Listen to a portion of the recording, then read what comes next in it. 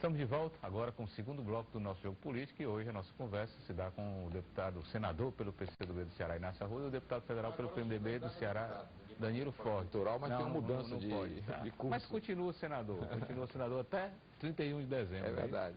Até 31 de dezembro? Não, ainda entra, de janeiro, né? 31 de janeiro. Pois bem. Bom, eu tinha deixado aqui a questão no ar, senador Inácio. Qual vai ser a grande motivação do eleitor nessa campanha? Qual é o tema que vai puxar aí as decisões, vai ser âncora do processo eleitoral, se é que é um tema. O deputado Danilo Forte já deixou antever que a economia, problemas na economia e sempre é um peso muito definitivo, na sua opinião. Claro que aqui no Brasil tem uma síndrome da inflação. Então, o combate à inflação pelo governo é uma questão central. Você veja que o Banco Central americano tem como responsabilidade o controle da moeda e do emprego. Lá o primeiro ponto não é a inflação. Então, mesmo porque eles emitem dinheiro, então eles causam inflação nos outros países. No deles eles não querem saber disso. Entendeu? Porque o emprego é a primeira questão. E essa será a primeira questão do debate político. Na sua opinião, a primeira questão é o emprego, então que o país está bem nesse sentido. Claro, que é evidentemente a questão ligada à economia. Mas a economia, digamos, mesmo fraca, a economia brasileira, ela mantém uma taxa de geração de emprego elevada, muito elevada.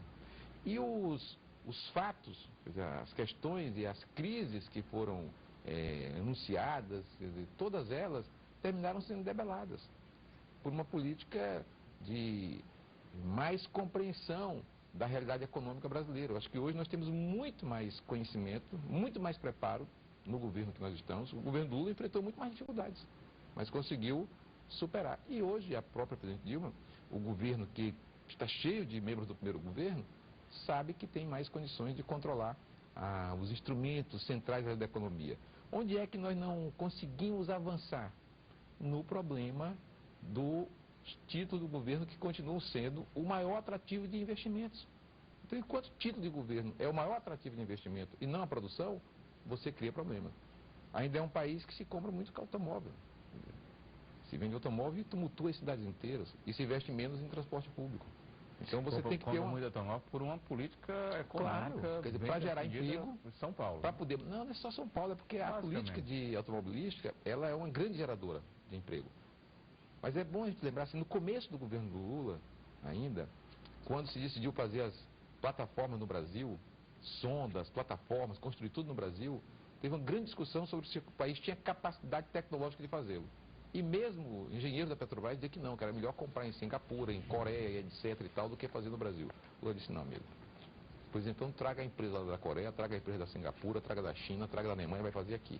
Resultado, levantou o parque industrial do Rio de Janeiro, que tinha sido levado à falência completa, que era a indústria, digamos assim, da produção de navios de grande porte, médio porte, estaleiros, etc. Todos levantaram e se espalhou pelo Brasil, gerando muito emprego. Então vejo assim, que a economia, de fato, o problema central nosso, sempre em qualquer disputa, a economia é uma questão chave. Agora, como você vai trabalhar todos esses dados, todas essas informações? Então, mesmo a economia fraca, ela tem gerado muito emprego e tem mantido uma taxa de desemprego pequena comparativa com as outras economias.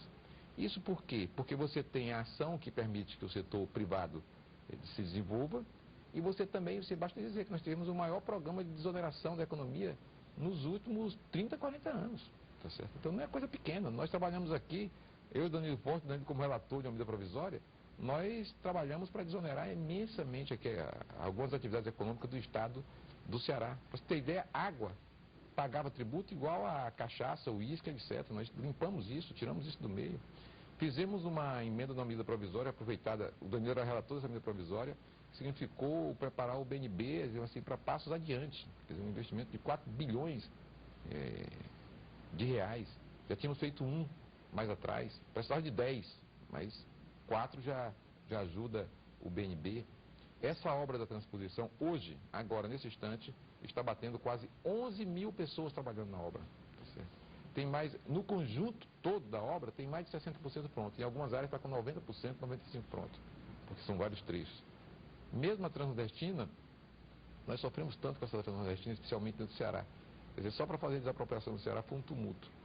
E a primeira crise foi ambiental, porque tinha algumas árvores no caminho que precisavam ser tiradas e houve uma ação de embargo que durou 6 meses para que a gente pudesse resolver. O Lula substituiu as árvores antigas, que não eram da nossa flora, não eram nativas, mas nós tínhamos que tirar cuidadosamente e fizemos um replantio de cajueiro lá, está plantadinho, esse ano já deve ter uma safra de caju nas margens da Transnordestina, no trecho do Ceará. Mas tem esses problemas, tem os percalços, crise com as empresas, o setor digamos assim, das grandes empresas brasileiras não são fáceis. Pedem aditivos que às vezes são impagáveis e terminam parando obras. Então, que é o pior custo para a empresa, para o Brasil, é você parar uma obra no meio. Então, eu tenho essa ideia de que você tem uma batalha política, onde os problemas da economia são centrais, mas não são problemas fáceis de serem resolvidos. É igual a reforma política. Então, reforma política. Eu nunca vi uma reforma política no Brasil que não fosse com quebra institucional. Nunca. Então, teve reforma política em 30. Depois teve em 45. Na queda do Getúlio teve a reforma política. A Constituição em 64, brasileira foi uma reforma política, a Constituição brasileira foi a reforma política. E também foi a reforma tributária, que é outro tema recorrente. Como é que faz a reforma tributária?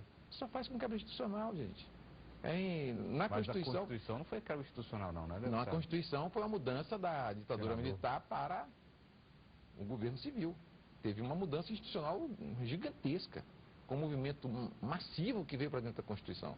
É tanto que nós fizemos vários trechos da Constituição brasileira foram fruto de emendas populares. Então houve uma mudança grande.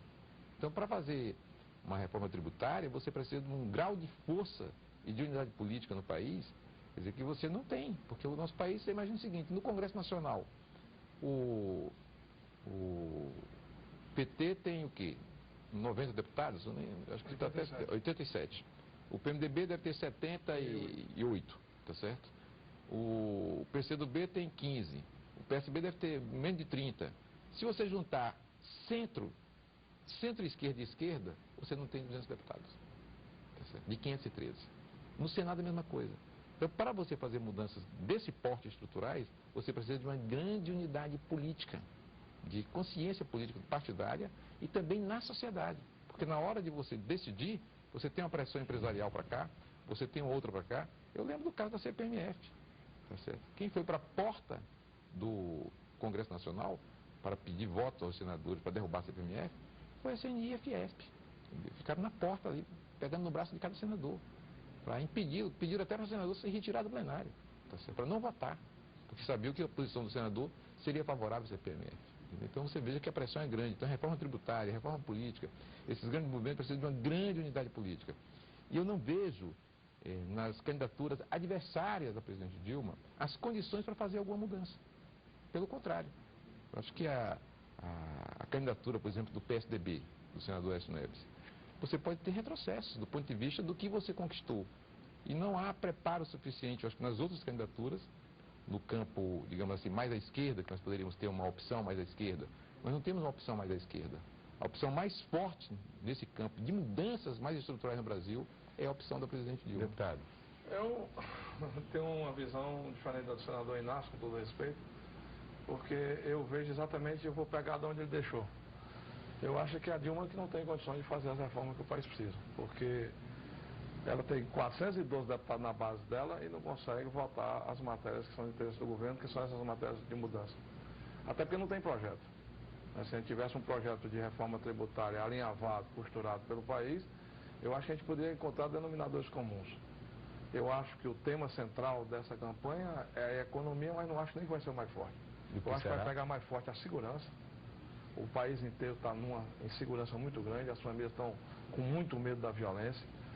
Eu tive aqui lá perto da sua cidade, lá em Itapiúna, numa audiência pública, em que o padre chegou para a missa. Doutor Danilo, o povo não quer mais ir para a missa. Porque se vai para a missa, quando volta para casa, levaram o fogão, a bicicleta, ou a geladeira, o rádio, tudo que a gente deixou dentro de casa. O tamanho está o desconforto das famílias com relação a essa questão da segurança. E a gente precisa encontrar soluções, tanto do ponto de vista da legalidade, do ponto de vista das leis, como do ponto de vista coercitivo do fortalecimento das instituições para a repressão à questão da criminalidade. E aqui no Ceará os dados são alarmantes. Fortaleza hoje é a segunda cidade mais violenta do Brasil. A questão da saúde pública também é uma questão séria, ainda continua sem solução, apesar de todos os investimentos que foram feitos do ponto de vista físico, na construção das redes de atendimento, mas o material humano ainda deixa muito a desejar e há um desconforto muito grande com a questão da dificuldade do atendimento, né, ao ponto de ter um processo seletivo hoje feito no computador, né, e esse processo seletivo feito no computador muitas vezes faz com que a gente veja gente morrendo na porta dos hospitais, né, ou na porta dos postos de saúde por falta de atendimento. Isso são temas que dizem respeito e estão muito mais próximos das pessoas. A questão da economia é uma questão muito séria. Por exemplo, a questão do desemprego que o senador Inácio fala, é uma questão que... Por que é que o nível de desemprego no Brasil é baixo? Porque só é computado quem procura o Cine. E eu vivi agora uma realidade aqui no local que tem mais investimento no Ceará, em São Gonçalo do Amarante, em que tinha processo de seleção nas indústrias para contratar. O maior investimento do Ceará é a siderúrgica do PECEM, são 6,5 bilhões. Inclusive os coreanos estão muito preocupados com o desenvolvimento da obra, porque em 600 dias de obra já teve 150 dias de paralisação. E as pessoas me procuram atrás de empregos, vá lá na cidade que estão empregando. Está precisando de operador de guicho, operador térmico, servente, pedreiro, tudo, paga bem. O menor salário é R$ 1.500. Aí disse, mas doutor, lá ninguém entra, tem que procurar um tal de um Cine. Onde é que fica esse Cine? Eu também não sabia, mas tem que procurar o Cine de São Gonçalo para poder você se habilitar para ter um emprego lá nas empresas do Porto do Pecém.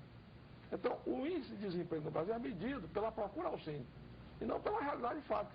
Por que é que o Bolsa Família é o maior programa do governo? Por que é que Fortaleza tem a maior cidade em população e famílias atendidas no Bolsa Família? São 600 mil famílias em Fortaleza que estão cadastradas no Bolsa Família. E você acha que quem está no Bolsa Família não está pressionando o índice, é isso que você está dizendo? Se você está no Bolsa Família, você não está pressionando o Cine. É uma conta que bate com a outra. Porque na hora que você está cadastrado no Cine e está com a carteira assinada, você perde o Bolsa Família. E muita gente tem medo disso. Então, quer dizer, é uma contradição que há nos indicadores econômicos do país. Se o Bolsa Família cresce, então haveria de ter também, né, um aumento do Cine. E esse aumento não há. Por quê? Porque o indicador é medido só pela procura. Né? Negar que hoje há um processo de estagnação. A indústria automobilística está aí, para todo mundo ver. Redução de 10,5% da venda de carro agora no último trimestre. Já começou a demitir. São Paulo, no mês de junho, vão demitir 4.700 pessoas na indústria automobilística. São Paulo já viu uma bondade. Então, quer dizer, aí quem paga o preço? Nós trabalhamos uma desoneração. Vários setores da economia, inclusive castanha de caju, como o Inácio falou, água e tal. Eu fui relator da medida provisória. Fizemos um enfrentamento dentro do Congresso Nacional. O Inácio estava junto conosco lá. Né, para aportar 4 bilhões para o Banco do Nordeste. Não foi fácil, porque o Ministério da Fazenda não queria. O Ministério da Fazenda não queria botar o dinheiro no Banco do Nordeste, nem no Banco da Amazônia. Nós fizemos um enfrentamento dentro do acordo para poder votar a matéria com os interesses do governo. Aí na desoneração da indústria automobilística, quem paga são os municípios. Os municípios brasileiros estão quebrados. Estados e municípios, que o IR é para...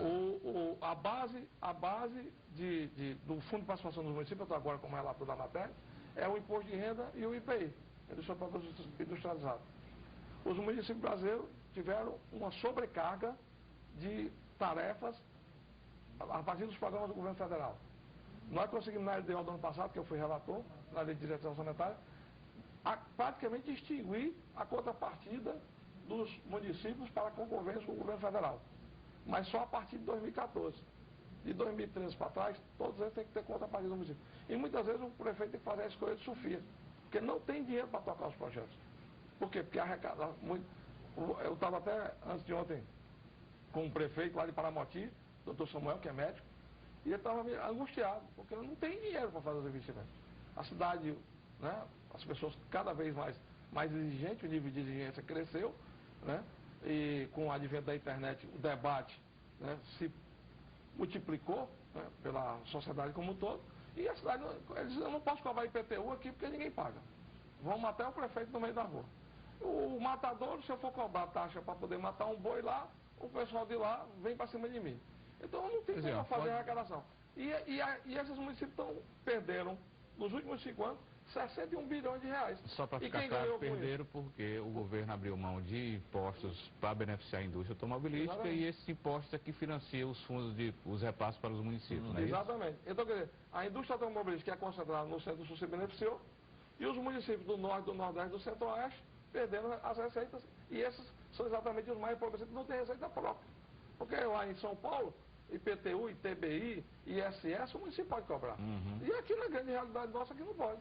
Eu estou agora na luta para aumentar o FPM, eu sou relator da matéria, nós estamos lutando para lutar 2%, e qual é o único partido que está querendo uma prescrição para ninguém votar o aumento do FPM? Porque são mais, recupera 7,36 bilhões para os municípios. É exatamente o partido do governo, o PT, ao qual o Inácio está aqui apoiando. É esse o PT Aprovamos no Senado. que aprovou 1%. Senhores, eu tenho que fazer um intervalo. A gente volta a partir desse ponto aí no próximo bloco, mas temos que fazer um intervalo e daqui a pouco a gente volta a nossa conversa hoje com o senador Inácio Arruda e com o deputado federal Danilo Forte. Voltamos já.